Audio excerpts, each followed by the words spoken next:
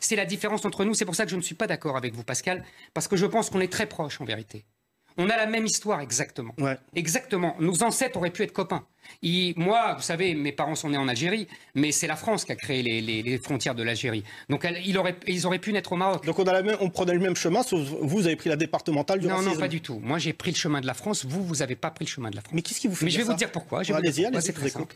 C'est d'ailleurs sans doute une affaire de génération. Vous voyez, je vous en veux pas. Ah, je pense que c'est une affaire de génération. Oui. Mais bien sûr qu'on avance, évidemment. En fait, c'est le Minitel contre Internet. Non. Allez-y. Pas.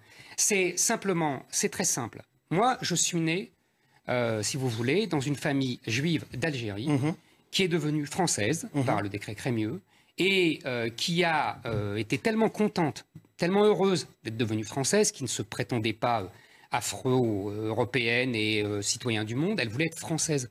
C'était modeste, c'était humble, mais c'était grand. C'est-à-dire appartenir à ce peuple qui avait fait cette histoire glorieuse, qui avait façonné ces paysages, qui avait façonné ces monuments, qui avait écrit toute cette littérature brillantissime. C'était ça, être français. Et pour ça, on vivait à Rome fait comme les Romains. On parlait français. On abandonnait les vêtements non français. Hein, les djellabas et compagnie que nos ancêtres avaient portés aussi. Mais vous assumez que ma famille se balade dans le djellaba? Non, pas du tout. C'est pas vous que j'attends.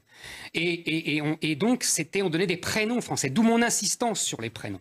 Voilà. Parce que c'était l'assimilation. C'était le meilleur chemin pour devenir français et pour faire partie, pour s'agréger à ce peuple français qu'on admire. Parce qu'il y a les Français de souche qui ont fait le pays depuis 1000 ans, et puis il y a nous, Yacine Bellatar, c'est-à-dire des Français de branche. On vient en raccro, on se raccroche à eux, parce qu'on est là grâce à eux. On est là, on profite de la gloire de ce pays, de la grandeur de ce pays, de la richesse de ce pays.